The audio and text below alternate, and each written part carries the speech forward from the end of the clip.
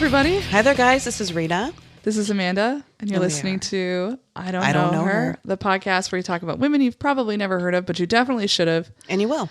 And it's been a wild ride the last couple of weeks. Yeah, we've got a lot going on. Yeah, totally. So we were recently on the cover of the Inlander, which is the local independent weekly here in Spokane. It is in the same vein as Seattle's Stranger and the Willamette Weekly over in Portland. It's really just one of those really cool indie local mags. Yeah, here in the Northwest. So that was really cool to be on the cover of a magazine. That is definitely a bucket list thing for me that I didn't know was on there. Yeah, I definitely didn't have it explicitly on there, but now I can write it on there and check it off at the same time. So that's pretty cool. Yeah. So thank you so much, Inlander, for, first of all, seeking us out for an interview, and then also to Young. He's the photographer that took our photo. He was great. He was funny. Great conversation. Yep, really put us at ease and made us comfortable, which is really great because we knew we were having a photo shoot, but we didn't know until the Inlander came out that we were going to be on the cover. Mm-hmm. So that was a nice surprise, but also a little shock to the system. Yeah, my friend sent me a text. And he was like, "Hey, look at this." And I'm like, "Buh?" And he's like, "You don't know?" And I was like, "I know that they took my picture. I didn't know we were going to be on the cover." Yeah, no idea. Absolutely no idea. Rita sent me a text on like late Wednesday night or something. And I was like, "Holy shit. What?" I freaked out. And I was really, really sick that week. And I just so badly wanted to go out into the public and actually pick up a copy and just, be excited and celebrate. And I was just housebound. It was, so I didn't get to properly, experience it until later, but it was just such a neat experience. And thank you, the Inlander, for featuring us along with a whole bunch of other local Spokane podcasts.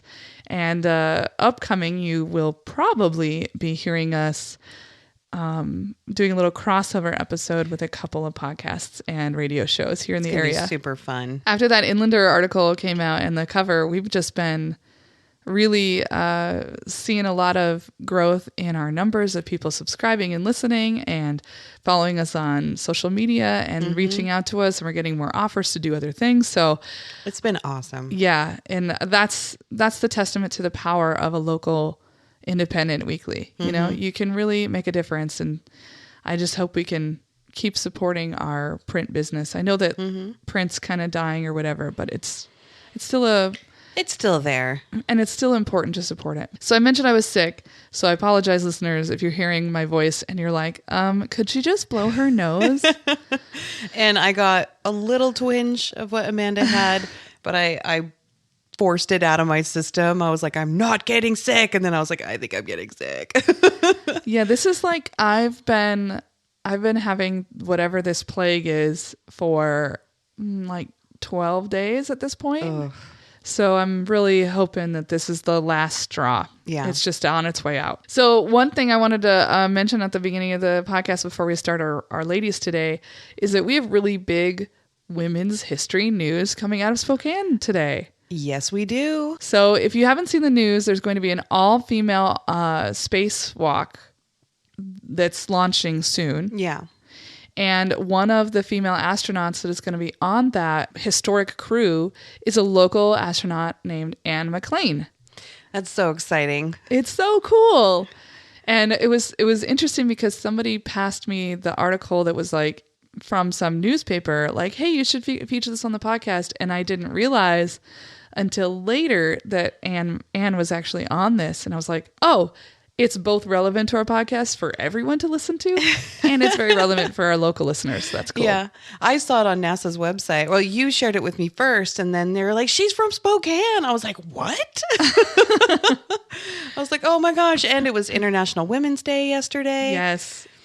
And this weekend, we're doing our first live podcast. We're really hoping that will technologically work out really well and we can post it for you guys. It's going to be an adventure. Yeah. So if you don't hear from it, that's because it didn't work. But we're going to try really hard. We promise. All right. Okay. So I think I'm ready to get into it, aren't you? Yes. So we kind of discussed earlier that neither of us have. I would say that mine is very inspirational, but it's like also a difficult topic. Okay. What about you? Mine. So I went with another inventor. Oh, cool. And it's pretty, I enjoyed it. I really, like when I was doing the research for this woman, I was like sitting in my chair and I was heated. I was like, why don't I know this woman? Okay, then I think you should go first. All right. So the lady that I am bringing is Bessie Virginia Blount, also known as Bessie Blount Griffin. Do not know her. Yay! Yes, I'm always terrified you're going to know who it is. So inventor, writer, physical therapist, and forensic scientist. Ooh. I know. Hey, true crime people, we're going to learn some forensic stuff. All right. So she was the first African-American woman to make significant breakthroughs in assistive technologies and forensic science. Yes. I know. This is exciting. I love this woman. I love Bessie. Bessie was born on November 24th, 1914 in Hickory, Virginia. She attended Diggs Chapel Elementary School in Hickory, Virginia, which was a school built after the Civil War to advance the education of African American children. I didn't know that there were schools like that. I guess I didn't either. Significant, yeah. She showed an unrelenting attitude from a very early age. This story is hilarious because I've been hit by teachers. So in school, Amanda looked shocked. I was like, we were just going to gloss over that. You're just going to be like, oh, I've had teachers hit me. Let's continue. Okay, I guess we're going to have an explanation after you finish this story. So in school, she was reprimanded for writing with her left hand. So apparently, if you wrote with your left hand, it was frowned upon. Like you're supposed to write with your right hand. Yeah, it was seen as being defiant. Why? I don't understand. It was a thing. I mean, even up until like the 80s and 90s, people, like there were teachers who were like, you cannot write with your left hand. I don't understand that. That sounds freaking crazy to me. It is crazy. I agree. Even though her right hand was her primary hand to write with, she wrote with her left hand. She wanted to maintain being ambidextrous, but she ended up being a little defiant and learning how to write with her mouth and with her feet. Well, that's taking it to a different level. Yeah, because the teacher smacked her hand and then she was like, I'm going to write with my mouth just to be funny. I like her already. I know. So when she was in 6th grade, her school ran out of resources and she was forced to stop her education. So her family moved her to New Jersey, where Bessie was self-taught for a while and she obtained a GED. She then accepted and attended Community Kennedy Memorial Hospital's nurses program in Newark, New Jersey. Okay. So she moved on to attend Panzer College of Physical Education, her Union Junior College, both in New Jersey, and it was her goal. She wanted to become a physical therapist. And what year is this at? So she's born in 1914, so we're talking 18, like 19. maybe the 30s? Yes. Interesting. I didn't even know that physical therapy was a thing in the 30s. Right? Yeah, I think of it as sort of a modern medicine, like a recent in the last 30 years, but I guess I'm wrong. So she completed her studies in Chicago. She became a practicing physical therapist. So after World War II ended, a lot of the soldiers returned from the front lines as amputees. So she was working with these types of patients. That makes total sense to me. Because, I was like, oh, well, it's like the 30s. Okay, we got World War II happening. Oh, that would be... Mm-hmm. I'm a dum-dum. Like, obviously, there was physical therapy because people coming back from war. I mean, and I assume, like, car accidents, things like that. Mm-hmm. People coming back from war, that's what they would have... Illnesses that we didn't quite have treatments for. Yeah, just polio, yet. things like that. As part of her physical therapy work, she taught veterans who did not have the use of their hands and feet new ways to do basic tasks, which one of them was writing, because she had learned to write with her mouth. That's great. She was like, suck it. Suck it, elementary school teacher. She observed the major challenge for people with disabilities, especially these amputees, was eating. And that's a basic thing that we take for granted. You have to eat. She wanted them to be able to feel independent and capable. So she wanted to create something to help them feed themselves. She worked on inventing a device that consisted of a tube that delivered individual bites of food to the patient at his or her own pace. All she needed to do, or he needed to do, was bite down on the tube and the next bite of food would be delivered through the mouthpiece. So I saw a small drawing of it. It almost looked like, for nowadays reference, like a Go-Gurt tube. You would like bite down on it and the food would like push out. Okay. And then it would be fed from behind. It was really kind of interesting and different. Interesting. It was attached to a machine that would deliver the next mouthful on cue. The American Veterans Administration declined Blount's invention. She brought it to them and was like, hey, this works. This is a way for people to be able to eat. And they were like, nope. Why? Anything? Any reason? Because she was a woman and because she was black. Ugh. And they did not want to accept her invention. Yeah, I'm sure that veteran who can't feed himself would really like that. Yeah. She ended up selling it to the French government instead. They're like, we'll take it. Yeah, okay. That sounds about right. Yeah. She stated that this accomplishment showed that a black woman can invent something for the benefit of humankind, which I thought was very amazing. Later, while living in Newark, New Jersey, practicing physical therapy and teaching at Bronx Hospital in New York, she created a simpler device that employed a neck brace with built-in support with a food receptacle such as a bowl, cup, or dish. So I also looked at this.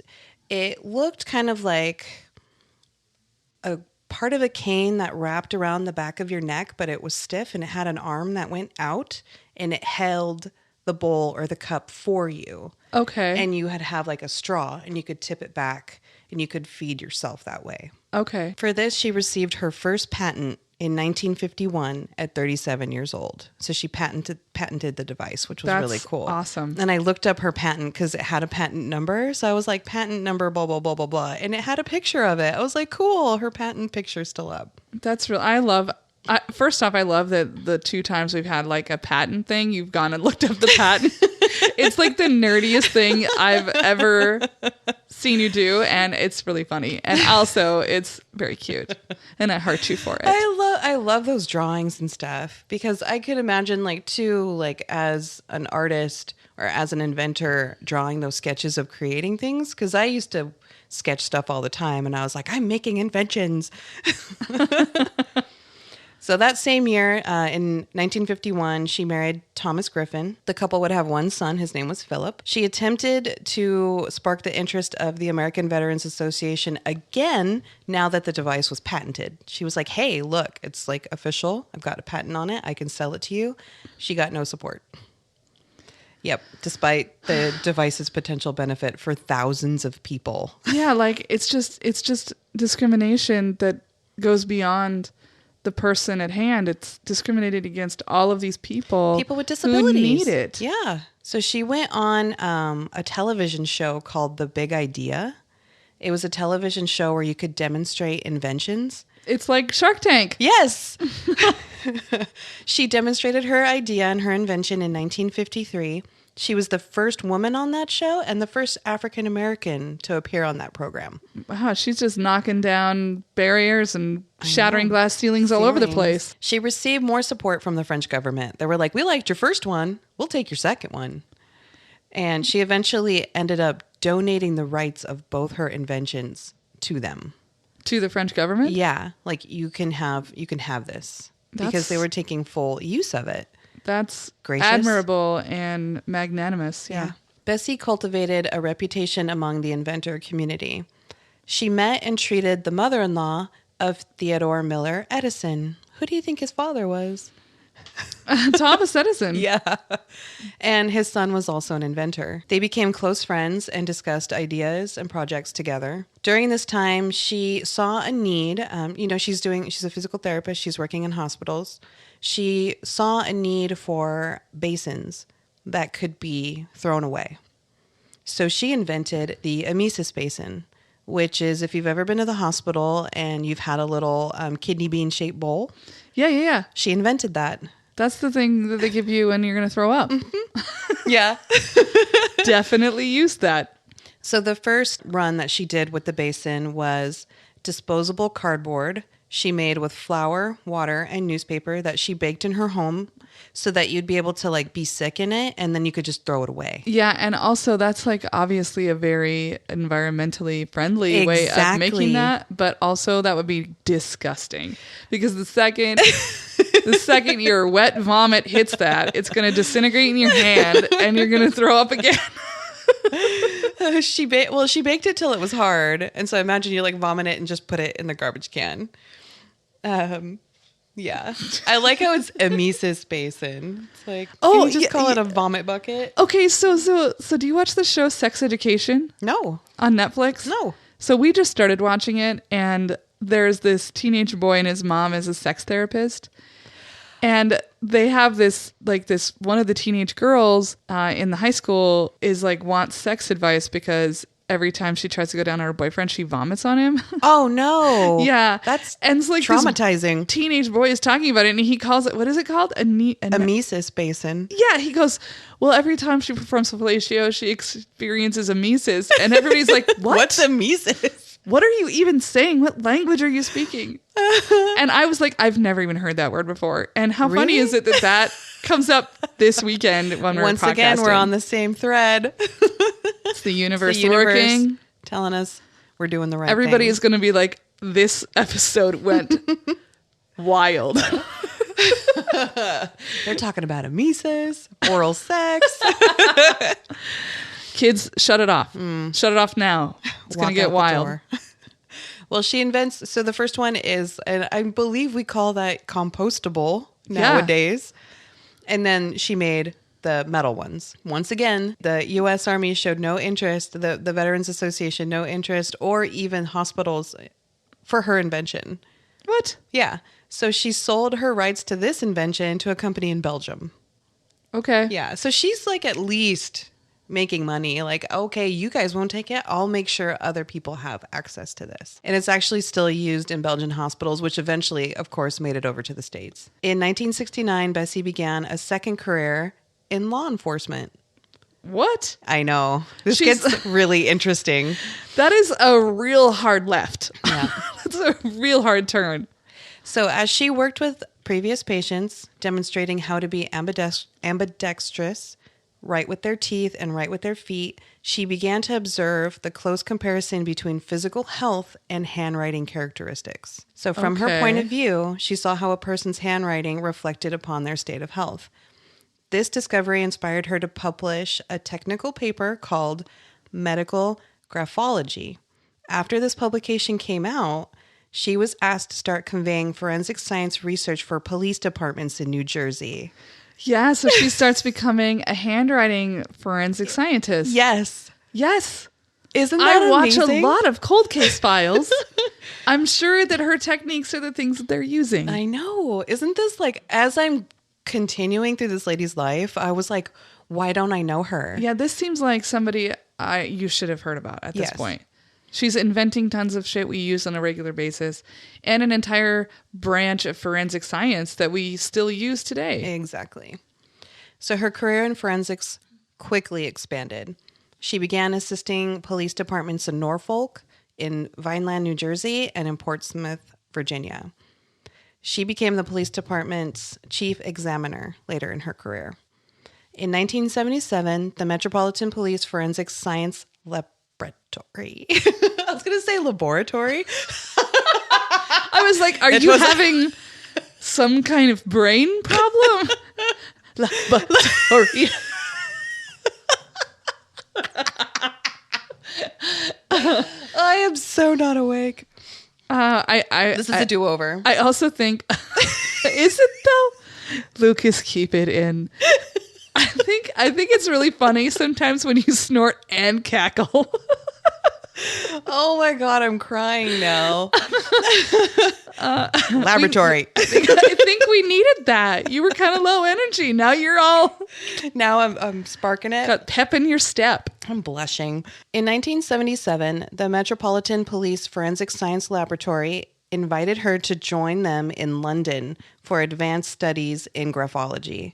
She accepted and was sent to work for Scotland Yard in England. Ooh. I know. She was the first African-American woman to be honored with the opportunity. So that's the first African-American. Were there any British, like, black people? Not that I heard of. Not that I saw. So she's probably like the first black woman, period. I think so. Not just American. Yeah. At this time, she was 63 years old. Yeah. Wow. I know. love that she's like, Not stopping. I'm going to take this like totally hard turn. I'm going to go to this totally different field and also kick serious ass well into my golden years. So Bessie didn't stop there. She started her own business using her forensics experience. She became interested in reading and interpreting historic documents. Handwriting from the past is really difficult. She would contract with museums and researchers who were investigating everything from pre-Civil War slave papers to Native American treaties. That's really cool. Isn't that cool? So she's helping document history for us to have in the future. I love that this all stems from the fact that her teacher didn't want her to write with her left hand. And then she's like, fine, I'll learn how to write with all my appendages, bitch. So this was her own personal business. So she was contracting and still making money for herself, which is awesome. She ran this business till she was 83 years old. Wow. Yeah. Bessie died at the age of 95 on December 30th, 2009 in her home in Newfield, New Jersey. That's like so long. That's a long life. That is a really nice long life. Yeah. And it goes into our lives too. I was like, I was alive when she was alive. Yeah. I mean, that's the year I moved to Spokane. Mm-hmm. She was a member of the International Association of Forensic Sciences, the National Organization of Black Law Enforcement Executives, and an honoree of the Virginia Women in History in 2005. Very cool. I know. She's brilliant. I love that she just like was not stopping, was going to try this and then that and then that and then that. And also fuck the U.S. government. Where I got my information was americacomesalive.com, blackhistory.com, facetoface.com, blackpast.org, myblackhistory.net, Wikipedia, and lemelson.mit.edu. And if you like researching inventors, that mit.edu is a wonderful place to do research. Lemelson, I feel like I recognize that. I think they're a sponsor of NPR. Really? Yeah. So, because I swear I hear it on a regular basis. And I'm like, why would I ever hear that? Like the Lemelson Institute or something like that. Yep. So, yeah, I think that they're a sponsor at NPR. So I've heard of them before. Nice. It's a great place for information. That's cool. I like that. Thank you for doing an inventor. And what was her name again? Bessie. Bessie. And then it became a hyphenated Bessie Griffin. Bessie Blount Griffin. Blunt. Oh, yeah. Yeah. I had impure thoughts. Well, it was spelled Blount. And I was like, Blount? But then I went and looked up at Google Translate and it said blunt. Yeah. So I was like, okay. Right on. Well, very cool. I like that. I know. An inventor. I was very, very taken with this one. I liked it too. It was actually really fun. I like how a little bit of defiance can go a long way. I would agree. Mm-hmm. And actually, that is something that your lady has in common with my lady. Oh, okay. Who do we have today? So I'm going to talk about Irena Sendler. I don't know her. So Irena, I'm not going to tell you what she did yet. Okay. I'm not going to tell you why she's famous yet, I should say. Or why, well, she actually is relatively famous, but I would say that only a certain segment of the population probably knows who she is if you're into this particular form of study. Her name sounds familiar. Yeah. But I don't know. Sometimes during a certain time of the year, her picture and like a brief synopsis of her story will be shared on Facebook. Okay. Once a year. Every year. Yeah. Intriguing. Okay. So Irena Sendler was born February 15th, 1910. Ooh. In Warsaw, Poland, to Dr. Stanislaw and Janina Krzyznowski. Okay, I tried. That's a name. She grew up in Otwock, Poland, which was about 15 miles south of the city of Warsaw. They lived in a really vibrant Jewish community, but her and her family were not Jewish. But this was, so in 1910, just to give you a little background, if you've never heard of the pogroms, which I had not heard of until I started teaching Holocaust history to my students, I had not heard of the pogroms. So pogroms were these campaigns that were carried out across Eastern Europe very frequently in places like Poland and Russia that were semi-orchestrated through the government.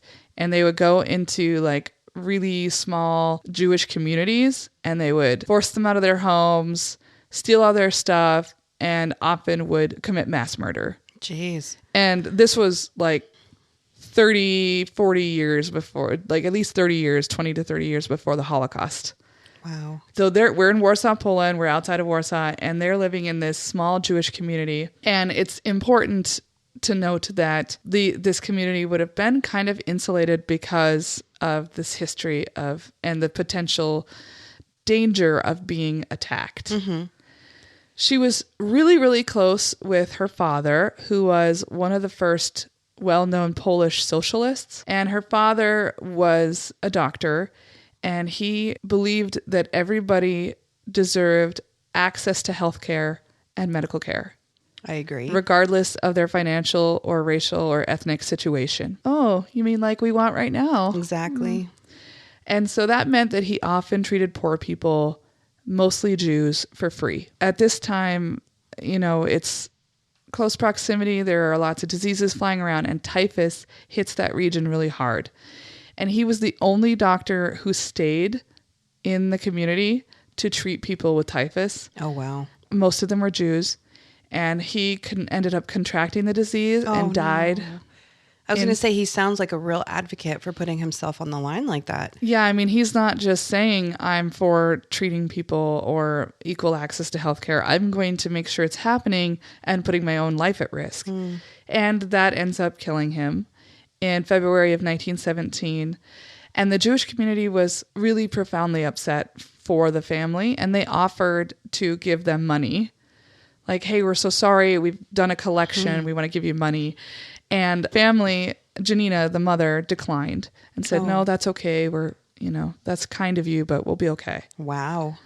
So Irena was very close to him, and this was really impactful. And she decided that she wanted to carry out her father's legacy by helping people. So that became her life goal. I need to help people. So she goes to the University of Warsaw and she studies law and Polish literature. And at that point, because she's born in 1910, so if we say she's about 17, 18 when she goes to college, it is almost 1930. Anti-Semitism is on the rise, and it's beginning to even infect in university cultures, which are generally a little bit more progressive or idealistic. Anti-Semitism is infiltrating this university. And she often got in disciplinary trouble for being vocal about what she was seeing. She was seeing discrimination against Jewish students, and she was calling it out as she saw it. Oh, wow. She would get in disciplinary trouble. And she even, at one point, defaced her university ID because they had started to require every kid's ID to say whether they were a Jew or not. Ugh. Yeah. And so she defaced her ID that said she was a non-Jew. Oh, wow. She was like, it's not right that this is on here. So when World War II started, she had just submitted her master's thesis and ended up not taking her final exams to complete her degree because the World War II had started. Mm-hmm. And at this time, she joins the Union of Polish Democratic Youth and the Polish Socialist Party. So she's becoming more active politically. She's not just saying, this is my philosophy about the life. I want to make sure this changes. I'm going to be part of these groups. Yeah, she's taking action. Mm-hmm.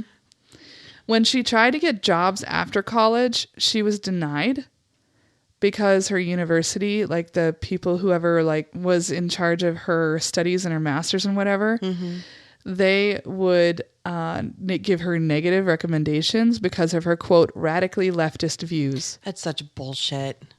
It's yeah. Really? Okay, way to be a child. They're like, oh, be careful of her. She has ideas and thoughts. Dear God.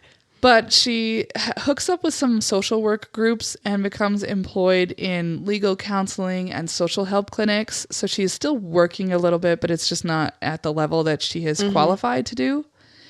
And she mostly starts working with poor women, very, very poor women, until the area of work that she was in is abolished by the government. What? Because most of those poor women were Jews? Mm-hmm. So they're like, we don't need to do that work. Wow. Because we don't want to help Jewish people. Yeah. So she and many of her colleagues were then rolled into the Department of Social Work and Public Health for the city of Warsaw. So she's working in this Department of Public Health, basically. Mm-hmm. And the Nazis invade Poland on November 1st, 1939. And at this point, they enact a law that says Jews are not allowed to get any kind of services except by another Jew. But of course, they're preventing Jews from being in service, right? Yeah. So they're saying there's no help. Yeah, you can't work in this job, and also you can't seek help from anybody but your own kind. So the Warsaw Ghetto gets established in 1940, and when the ghetto gets established, within the ghetto there is a council, which was called the Judenrat. Obviously, you can gather what that means. And they would be in charge of like making sure everything had services and putting in charge. So like that's the only way you could get services, but nothing was coming in from the outside. So even if like you had a social work person or a public health person, if they have no resources, then they have no way of helping you. Exactly. So it was kind of like useless anyway. It's not like these people could do anything. Mm-hmm. So the Warsaw Ghetto is completely sealed off from the rest of the city of Warsaw. And there are more than 400,000 people that become trapped inside of it. And just as a reference, it was like a mile square. Like it was tiny. So like that is more people than we have in the entire city of Spokane. And that's about how many people we have in the county. So imagine our entire county shoved into one neighborhood. Jeez.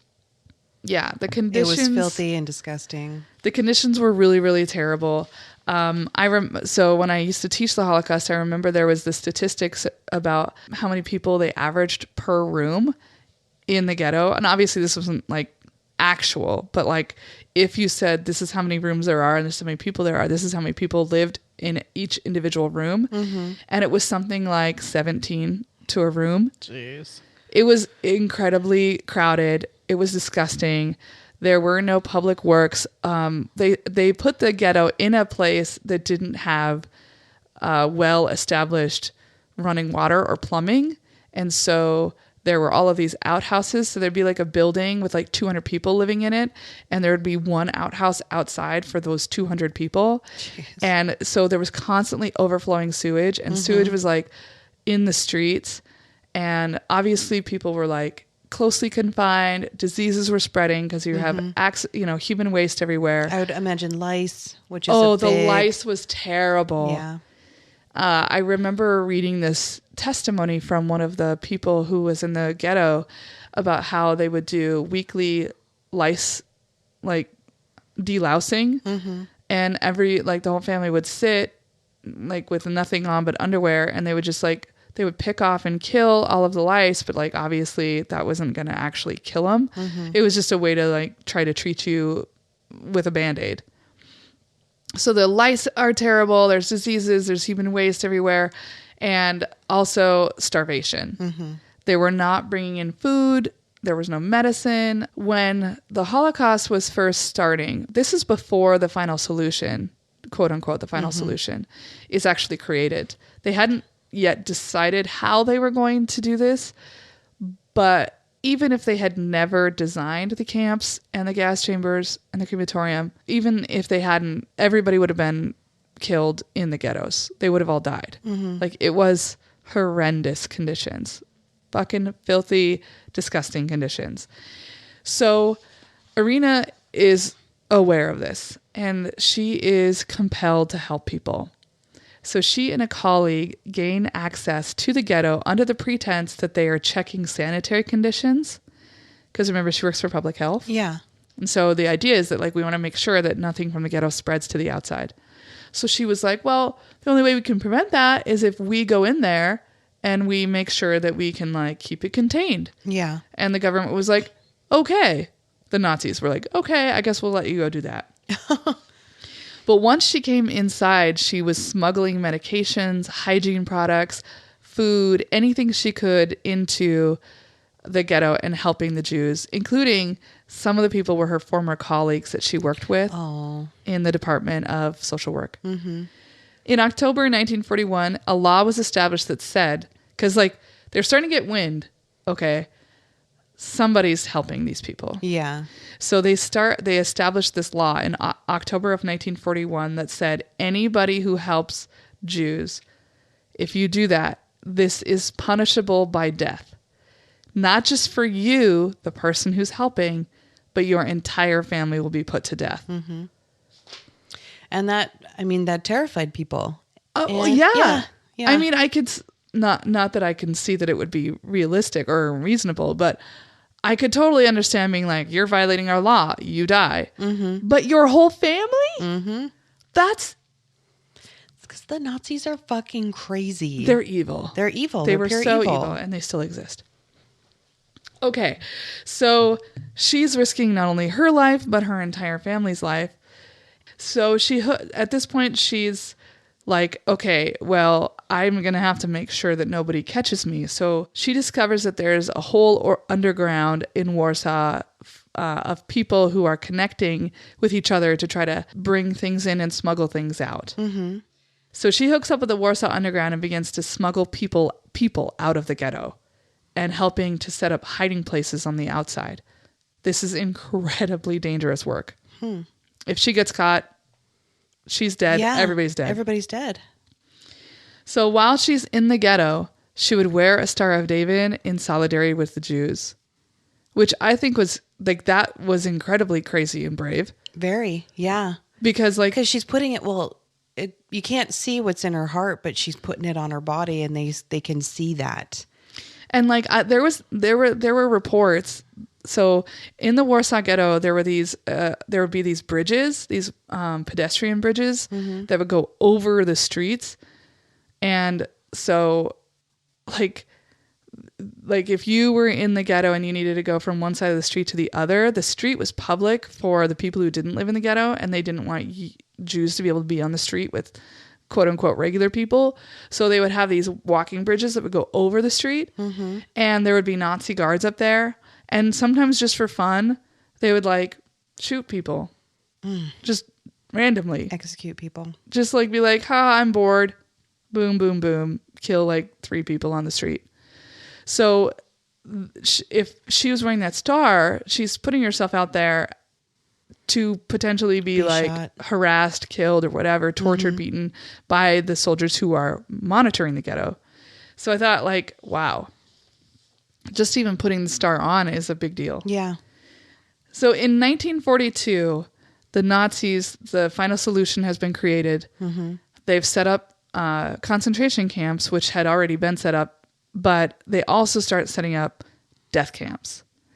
And the death camp served obviously one purpose, which was mass murder. Mass murder. And the one that Warsaw fed into was called Treblinka. And so in 1942, the Nazis begin mass deportations of people from the Warsaw Ghetto to Treblinka. After this, everybody starts panicking. Word has gotten back to the ghetto that what's happening is everybody is dying when they get on those trains. Yeah. So people start to panic. People are like, okay, we have to get out of here. We have to get as many people out of here as possible. So there was a secret underground organization in the Warsaw Ghetto called Zagota, or the Council for Aid to Jews. And immediately, Irena became a very prominent member and rose to become the head of the Children's Bureau. So she spearheaded efforts to smuggle as many children out of the ghetto as she possibly could. So let me tell you about the inventive and creative and kind of crazy ways that they would get children out of the ghetto. Because she understood, like, it's going to be easier to get children out than it is to get adults out. And also, we want the children to live. Like, nobody wants, except Nazis, nobody wants children to die. Yeah, they're completely innocent in this. They have nothing to do with this. So here are some of the ways that her and the people she was working with were getting children out. Sometimes they would bring an ambulance in, and they would hide someone underneath the stretcher. Sometimes they had this like actual like a tunnel type thing that they had created that would go through from the courthouse to another place outside. One of them was some kind of connection that they did between a synagogue and a Catholic church on the outside. Okay. So they were smuggling kids into the Catholic church. They were putting them inside potato sacks, Oh, geez. like carrying them out in potato sacks and throwing them onto trucks, like those like flatbed trucks, throwing them like they were potato sacks because they had to make it look real. Yeah. And you're not going to just gently lift a potato sack. No, you're not. So they're like throwing children in potato sacks. They actually at one point were crawling through sewer pipes. Wow. Ew, Yeah. gross. She was actually fond of putting them inside suitcases and trunks and carrying them out in trolleys and trucks under the guise that they were taking the belongings of dead Jews. Oh. And they were probably more than okay with that. They were like, Of course. oh, yeah, sure. Let's take their things. Well, Yeah. and they were like, well, we're taking it directly to the Nazis' central like collection department. You know, everything is fine. And they'd be like, wave you on, wave you on. Some of them, this one was sad though. Sometimes they would have the children pretend to be dead or close to death, and they would be taken out in an ambulance or a hearse. Some of them were even inside caskets. No. Yeah. Traumatizing, Yes. maybe? Yeah. I would imagine that everything about that child's life would be traumatizing at this point. Yep. But they're getting these people out. Yeah. If they were getting somebody out, they had to have somewhere to put them. Mm-hmm. Oh, that's what I was just thinking. I'm like, where are they going? Yeah, where are they going to go? So she would put children in homes that had bravely and courageously offered to house these children. And you don't even know if those people are telling the truth. Like if they're just saying, yeah, we're your ally, they could be selling you out. Like you could trust nobody at that time. No one was trustworthy. No. Yeah, absolutely Another not. gamble. Yeah, so that obviously that's a big gamble. And they would also put them in orphanages, and many of those were Catholic orphanages. Mm-hmm. But it is important to note, and I do want to say this, the Catholic Church is considered one of the biggest organizations that was complicit in the Holocaust, because the heads, the major bishops, and the Pope did absolutely nothing. And there are actually photos of the archbishops with some of the head people, like head Nazis, doing the Hail Hitler.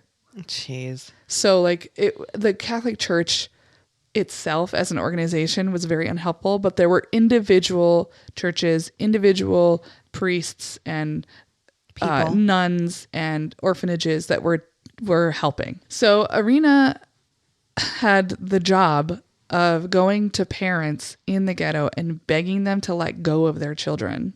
So obviously some people didn't want to give up their kids. Yeah. Like we're all going to stick it out together, or we're all going to die together. Kind of thing. Yeah. Or so every parent that she approached had two non-choices, right? It's an impossible choice. Do you keep your family together until the end? Or do you allow your children the opportunity to get out and live their lives? And so she had the job of trying to convince them to let go of their kids. And the reality is that even that is a huge gamble, because what if they get caught? Those kids are going to get killed anyway, and they're not together. So she would go and really beg and beg and beg. And one of the things that she did was she attempted to keep track of everybody. Like Rita and Nick are the parents of Isai. So that at the end of the war, when everything was over, there would be this potential to reunite them. In case that everybody made it alive, we want to be able to reunite these families, right? But again, that's another gamble, because now all of these names are written down. And if a Nazi finds them, then they know everything. They know who belongs to who. They know where this kid is. They know where this is. So she kept this list in a jar that she buried underground. Wow. To try to make sure that no one would find it. And of course, her goal was to reunite parents with their children, but that was obviously by the end of the war, most of them had not survived. Yeah. So she's doing this incredibly dangerous work, and it's not going to, you can't really get away with that. No. because, as you said, no one's trustworthy. Yeah. So on October 20th, 1943, Irena is arrested by the Gestapo. Yeah. During the arrest, she passed the information about all of the children and like the families to her friend and fellow conspirator, Janina Grabowska. If the Gestapo had searched Grabowska at this moment, all of the children would have been compromised. Oh, jeez. But fortunately, they didn't. It was like, I know. breathe a sigh of relief. I'm dripping the sweat off. Okay. So the Gestapo takes Irena Sendler to Pawiak prison, where they brutally beat and torture her in an attempt to get her to reveal who she's working with. They showed her the names of the people who informed on her. Oh, wow. That got her arrested in an effort to get her to betray other people. And she was like, nah, I'm no snitch. I'm good. Not doing it. And she doesn't. Wow. Doesn't fucking say a word. They broke both of her legs and her feet. Jeez. And she was forced to use a crutches or a wheelchair for the rest of her life. After they couldn't get her to confess, she was sentenced to death and was to be executed by firing squad like the next day. Jeez. However, members of Zagota, this underground, bribed the Gestapo and managed to get her out. But the Nazis, they're not really good at losing. No. No, not historically, not so good at it. No. And so they were like, we can't let anybody know this happened. So they put up posters and shit everywhere that said, like, had her picture on it and said that she was shot. Oh, jeez. But she wasn't. She got out alive. Wow. To cover their own asses. Yeah, to make themselves seem still like superior, right? She went into hiding for the rest of the war, but she continued to help smuggle kids out as best as she could from being in hiding. Because she was in hiding, though, during this time, her mom dies and she couldn't attend her mother's funeral. She's making such incredible personal sacrifices. Yes. Like her, not just her life, her life, her everything. Mm-hmm. Most of the Polish Jews at this point had been killed by the Nazis, like literally most of them. Mm-hmm. But the few remaining in Warsaw that hadn't been taken out of Treblinka have been quietly, with the help of some people like Irena and others in the Zagota, had been stockpiling things that they could use as weapons. Some guns, some ammo, things to make homemade fire bombs and things like that. And they staged the Warsaw Uprising. Oh. Which, if you've not heard of, it is incredible because they managed to, like, Nazis had tanks. Yeah. And huge, like, machine guns. And these people had nothing. Yeah, and these people were starved, diseased, traumatized, and they were held their fucking own. The Nazis had to retreat. Oh, jeez. They had tanks, guys, tanks, and the Nazis had to retreat from homemade weapons. And they held the Nazis out for like 29 days. I think it was 29 or 30 days. But Jeez, that's a long time. Right? That's a month. I know. And it was not very many people. And it was inclusive of all genders. Oh, wow. Because, there's no time for formalities here. No, a woman can hold a gun too. Exactly.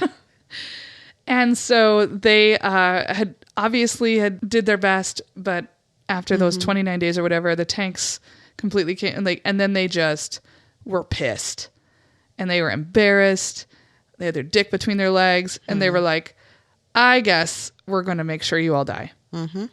So after that, they retaliated by shutting down the ghetto and they sent everyone to the camps. They went through every room, every spot they could look, and they got everybody they could, and they sent them to Treblinka. So after the war ends not that much, like, that happened really towards the end, which is one of the reasons why they were doing that. Mm-hmm. They were trying to erase what they did.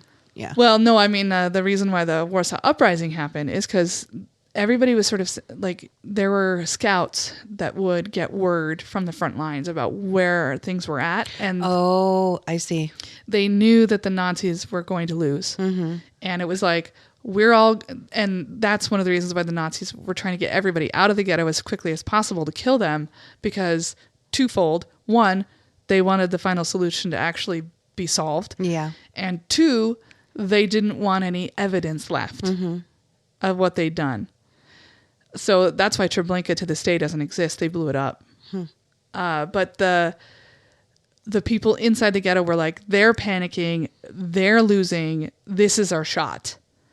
And so they took it. So the war ends shortly after this has happened, and Irena and her colleagues go and unbury, they had kept them in multiple locations. They find all of the lists of children's and parents' names, and they're trying desperately to figure out how to reunite them. But as they're searching down these records, they've discovered that most of the parents had been murdered in Treblinka or had just completely disappeared. They had no idea what happened. Yeah. And communications back then, how the hell do you find somebody? To their credit, the Nazis were very good at record keeping. So there were often like ways you could figure out who was where. Although they did try, because they knew the Allies were coming and they knew they would discover what had been going on. A lot of them were tried to destroy them, but there were a lot they could not destroy fast enough because they were getting out as fast as they could to try to save themselves. So Poland, this is after the war. I used to talk to my kids about this. I remember always when I was young and thinking about the Holocaust, I always thought like, oh, the war's over. It's done. Everything's better now. But that's not how the world works. No. Like when we ended slavery, it's not like racism disappeared. So the same can be said for after World War II. Poland, really anti-Semitic place at this time, not safe for Jews. So even the few people who are remaining there need to get the fuck out.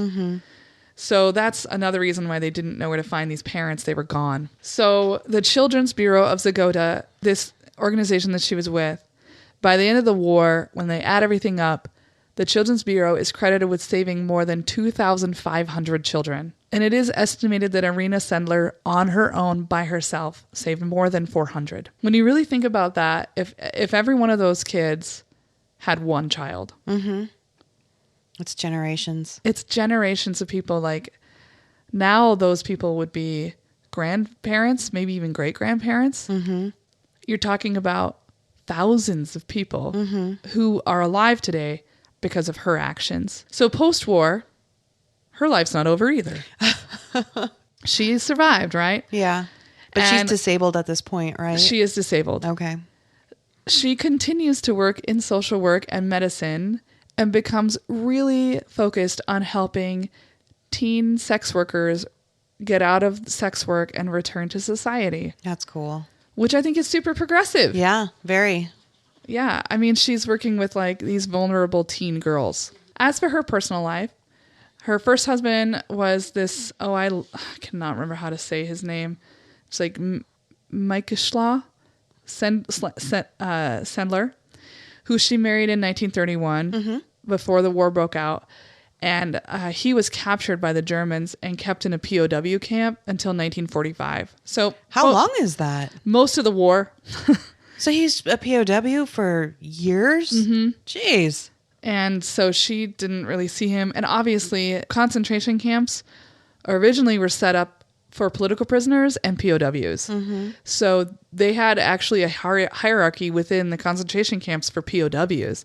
Americans, Britons, Australians, whatever, those soldiers were treated okay. But if you were from Eastern European descent, man, they treated you like garbage. You were just barely above a Jew in their eyes. So he would have been probably pretty fucking traumatized. Yeah. And I imagine not doing so well on the marriage. Yeah. Like they're both like have just been through hell and they weren't together. They don't know each other. Yeah. So they divorced in 1947, 2 years after he comes back. She then married a man named Stefan Zagremski.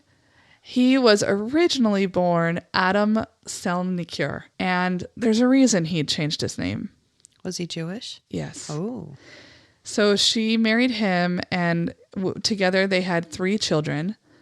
Janina Anzdreg. It's like Andre, but with a Z in it. Okay. He died in childbirth. And then Adam, who died of heart failure in 1999. Yeesh. And Stefan left the family in 1957, and he died shortly thereafter in 1961. So she remarries her first husband. Oh, wait, what? I guess her and Mika Sendler reunite. And I wonder if she was like, okay, so he comes home for 2 years and they're not getting along because they're both probably PTSD up the wazoo. And then they divorce because it doesn't work. And then she goes with this guy. And then she's like, things are actually kind of worse. well, no, he left them. The second husband left the family. Oh, okay. I thought, okay. But I mean, so just so we're clear on the timeline, she divorced her first husband in 1947 and married Stefan that same year. Okay. And then the year that he left the family, she, never mind. It wasn't until her second husband died, and then she remarried her first husband. Wow. And they were married again for 10 more years, and then they divorced. Oh. Okay. But this is crazy. Okay. Irena never told her children that they were Jewish. What? Yeah. Why not? I think she didn't want them to know because it would be unsafe.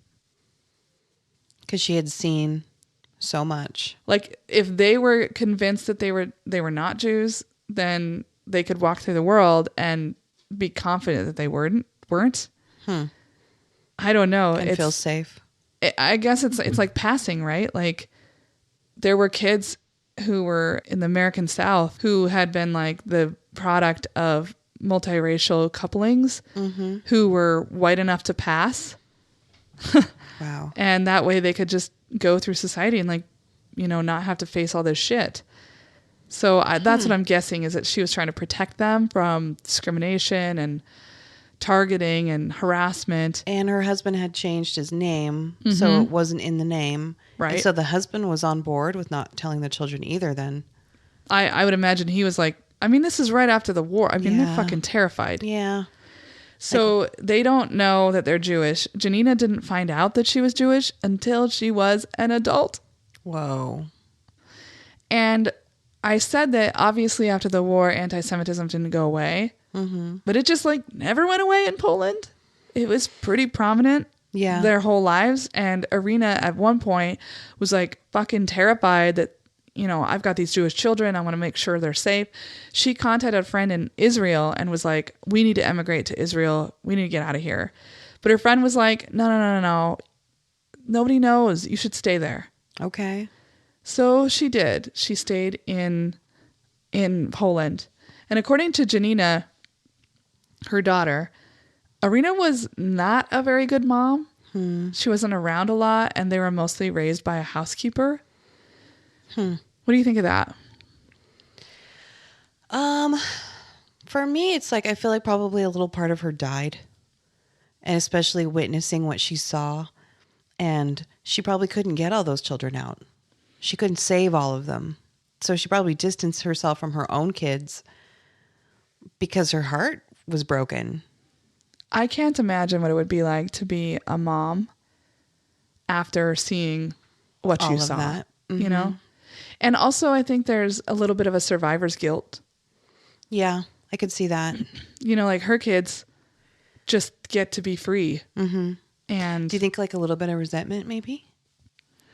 Or is that too harsh? I don't know. It was maybe. I mean, also I think that she was just so preoccupied with making sure she was helping other people that she just may have neglected that people at home needed help. And a lot of the women that we talk about that do have families, they lose their husband or their partner, or even their kids will say that they were distant because they're dedicating so much of their time and their energy to their mission.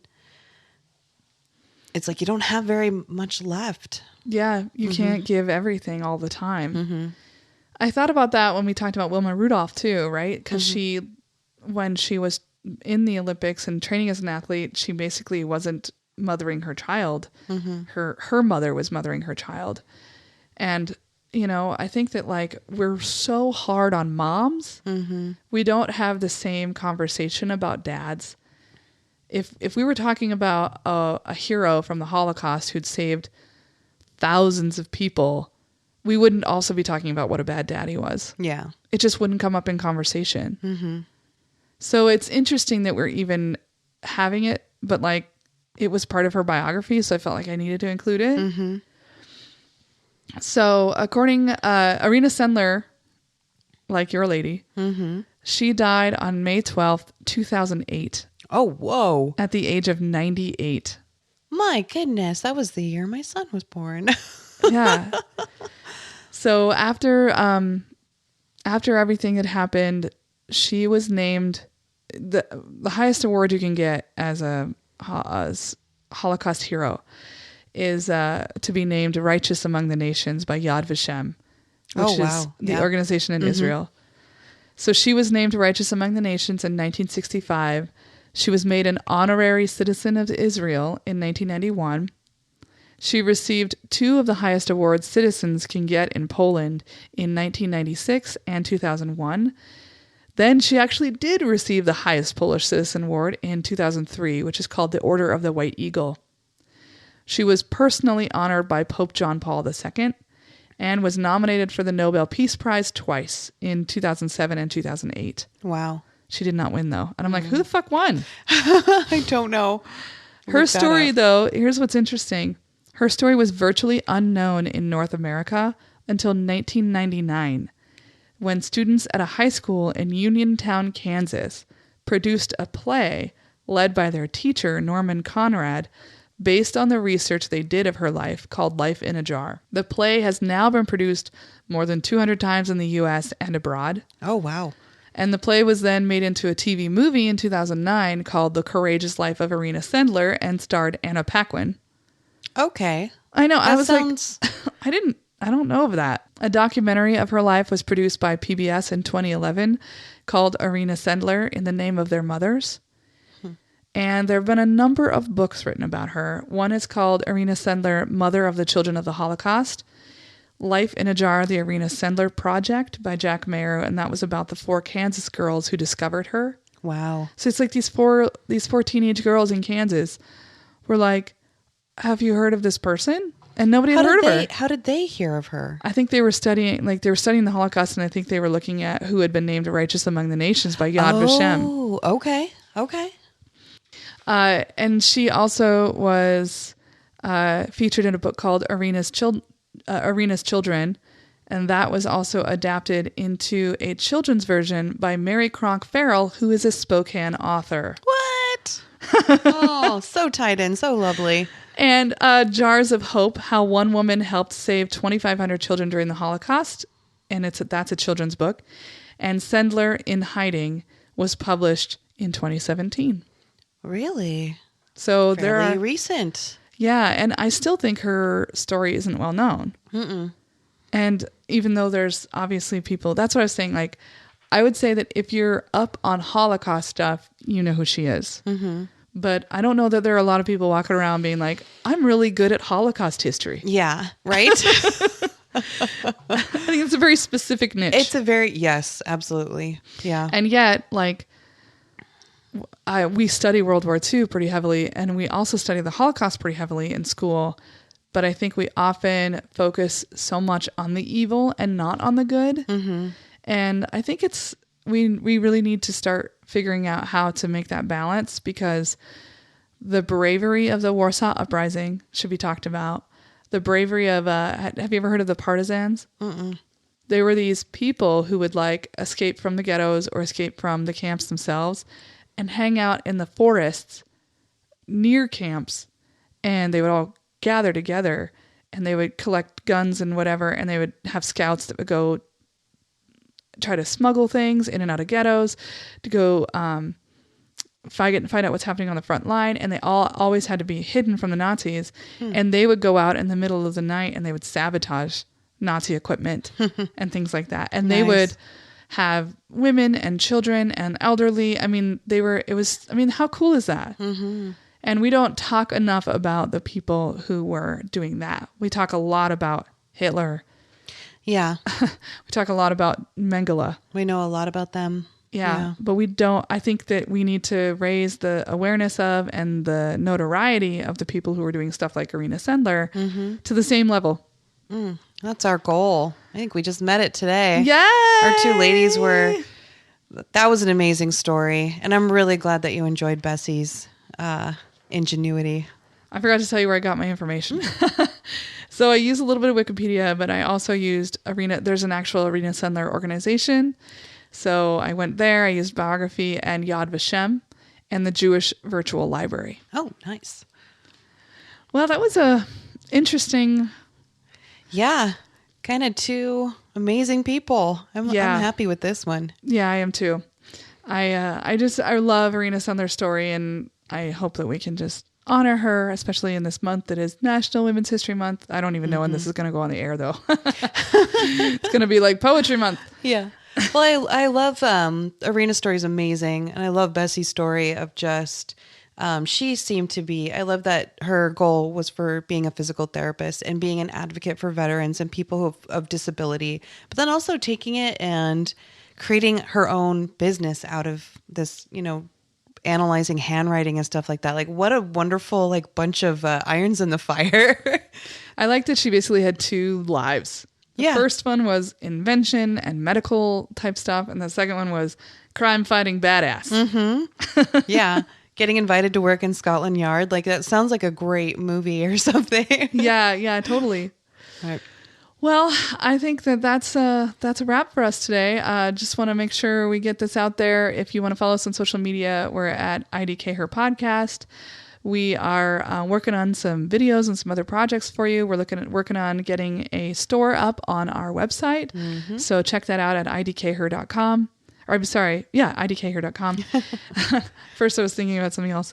You can also email us suggestions for podcast topics at idon'tknowherpodcast@gmail.com. We also are looking at getting you guys more involved in the podcast. Mm-hmm. So we'll be announcing something, I hope, pretty soon about that. And we want to thank our editor, Lucas McIntyre. Thank you so much. And our theme music is provided by Jennifer Finch, who wrote and produced with her band L7 the theme song, which is called Shirley.